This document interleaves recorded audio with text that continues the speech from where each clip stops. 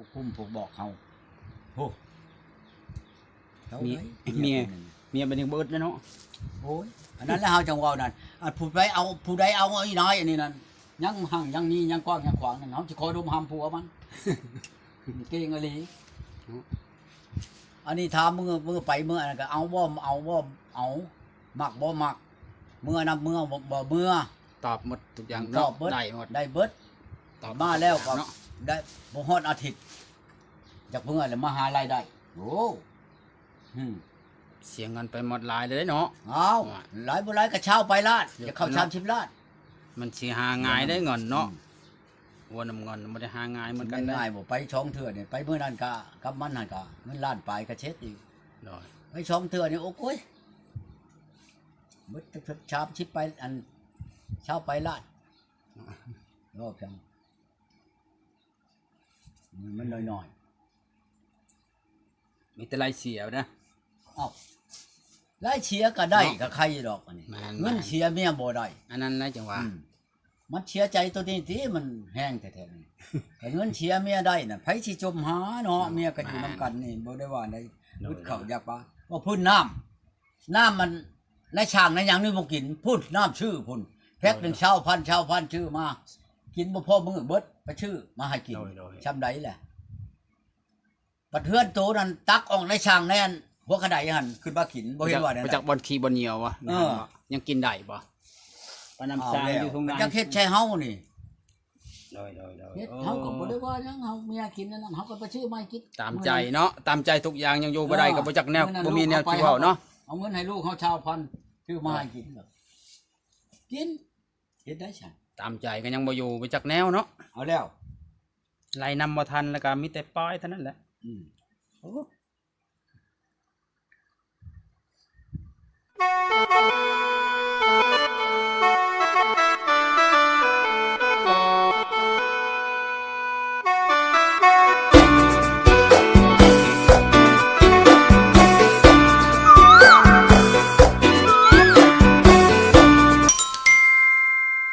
ผู้คุมผู้บอกเขาโอ้เมียเป็นยังเบิดแล้วเนาะโอ้ยอันนั้นแล้วเฮาจังว่านั่นผู้ใดเอาอีน้อยอันนี้นั่นยังหั่งยังนี่ยังกว้างยังขวางนั่นเฮาสิคอยดมหำผัวมันเก่งอีหลีอันนี้ถามมือไปมืออันนั้นก็เอาบ่เอามักบ่มักมือนํมือบ่มือตอบหมดทุกอย่างตอบได้หมดได้เบิดตอบมาแล้วก็ได้บ่ฮอดอาทิตย์จากเมื่อแล้วมาหารายได้โอ้เสียเงินไปหมดหลายเลยเนาะเอาหลายบ่หลายก็เช่าไปล้านจะเข้า30ล้านมันสิหาง่ายได้เงินเนาะวนน้ำเงินบ่ได้หาง่ายเหมือนกันง่ายบ่ไปช่องเทื่อนี่ไปมื้อนั้นก็กับมันนั่นก็เงินล้านปลายก็เช็ดอีก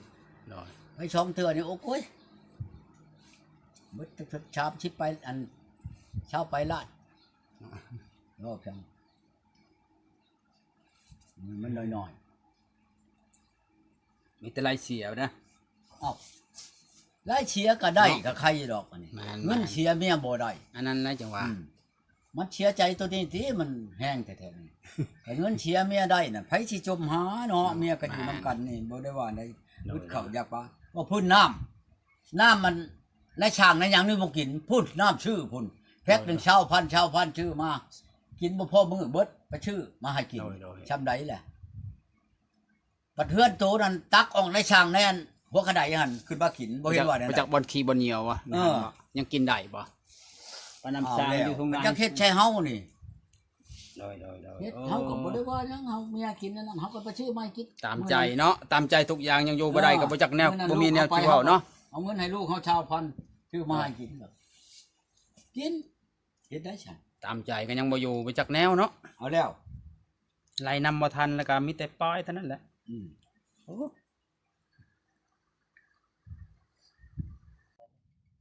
ว่าแต่แนวเห็นในเฮือนนี่มันขอโลดขอแนวมีเฮาก็ให้ก็มาขอไข่ขอข้าวขอผ้าห่มขอชิ้นขอแพรขอเบิดนะอันขอน่ะเฮาก็ให้ชิ้นเฮาก็ให้แพรเฮาก็ให้ผ้าห่มเฮาก็ให้ไก่เฮาก็ให้ข้าวกินเฮาก็ให้เงินเฮาก็ให้จักชำใดแล้วเฮาให้นะขอแล้วเฮาให้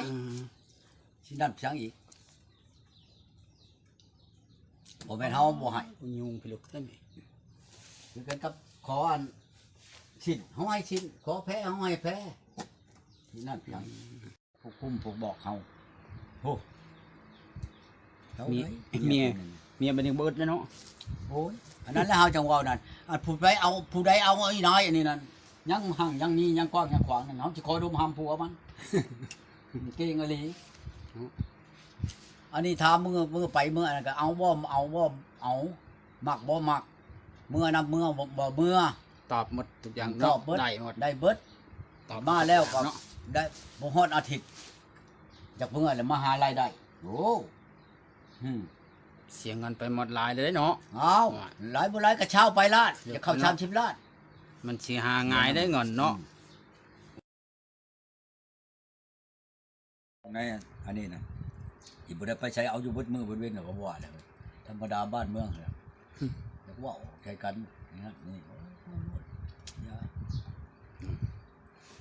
เฮาจังว่าคันบ่มักบ่ฮักนั่นอันชูเว้าไปหลายเฮาบ่จังให้เว้านะเฮาก็ละอายคือกันหายบ้านหายเมืองคือกันแหละ เนาะ ไปทุกที่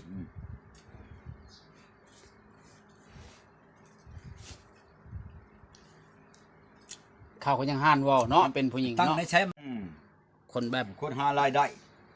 ชินธรรมแท้นิสัย ทั้ง ดี อ้อมด้วยแหละเนี่ยมันธรรมดาบ่อันนี้แหละจะมันโจรตาเห็นแหละนี่ขโมยอันนี้น่ะตาเห็นรถอันนี้ แต่เห็นกับตาไปนะ เห็นกับตารถนี่ เนาะ ไม่ชัดครับจักขับ ก็โถคือชัดมันหายครับหมอผู้หานี่ก็ดีหาโจรมาให้โลดโอ้โจรกับโจรแหละ มาจากแนวนะ โจรกับชิพ่อกันอันบัดนี้แหละลีกได้ก็ลีกได้ลีกบ่ได้ก็เชียร์แล้วบัดนี้โจรตัวนี้นะเห็นแบบนี้ได้ชาติเขาเอามาบอกยังก็ครับบาเลบ่นำตามชาติความบอกนะ แต่ปาก ครอบเขาพีเขาช้างให้แม่นบ่ เลย ในยังก็ดี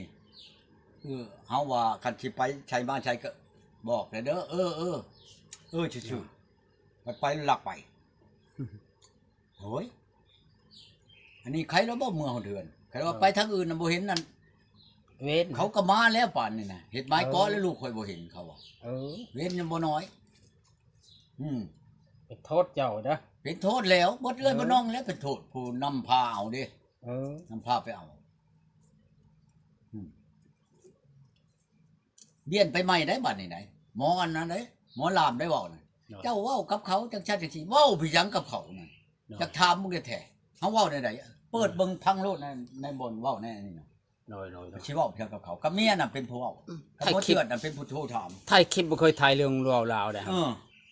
เป็นอะไรเจ้าจังมือเอ้าผัวลิ้นสังคมหลายโพด มีแต่เราเว้าเราเองเท่านั้นเนาะ ไผบ่พาเว้าเฮาบ่สิไปลิ้นเพียงกระเดียวกระดอกคือกันกับเว้าแล้วมันแหละทั้งหงายทั้งมีบหมอหลายเว้าน่ะโทรมาหาเฮา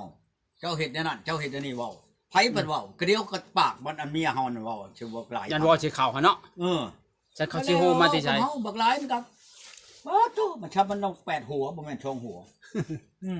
คำสิฮู้มาที่ไสเนาะ หลังกับเฮาน่ะคือกันก็ไปนั่นแหละ โดย โอ้ยเจ้าเอายังให้เขาได้ให้ร้อยลูกลามนั่นแนวให้ก็ให้แล้วคุณค่าราคาเป็นแสนบาทก็ให้ลูกเฮาก็จะให้เมียแขนเมียเนาะ โดย ชำว่ามาคนเอาก็ให้เฮาให้ลูกโอ้เฮาบ่แม่นพี่บ้าใดเห็นว่าให้ก็ดีเห็นว่าคำราคาเป็น2 บาทหลายไปได้2 บาท 50,000 กว่าบาท 50,000 กว่าแล้วอันเป็นเงินบาท ปัญสิหาได้ง่ายเนาะปัญสิหาได้ ได้ง่ายบ่เพราะว่ามันแขนแล้วเอาให้มันเลยโลดอันนี้หมอหลายได้เป็นบ่เอาน่ะ โอ้ เอาโก้ย บ่ง่ายเนาะ เฮาไปจังเฮาจะนำอยู่มื้อนั้นก็ดีมาเฮาก็บ่ให้เป็นแบบนี้น่ะมันสิมี4กิโลอยู่ในเฮือนเฮาก็บ่ให้แขนเอาไปเลยไหน โดย แล้วเทื่อแขนมา4-5มื้อบ่เหลือเท่าใดหมู่โอ้ยข่อยบ่มักเจ้าแล้วข่อยเมื่อไปให้เอาเมื่อโลดจำกันก็เอามาให้เขารุ่นแล้วพี่บ้าบ่ค่อยคนดีอยู่ บัดนี้ก็ได้ใจแล้วเนาะไผมาเอาไป เป็นลาบ มาเอาไปเนาะ ได้มักเขาแล้วมาว่าแบบนั้นทอดได้อันนี้ไหนการกินทอดขะดองบ่คือเงินคือคำนั่นไปทางผิดทางแม่นก็เฮาเอาคืนน่ะก็ดีอันนี้จากเมื่อแล้ว สิแค้นใช้ชีบาทก็เอามือโลด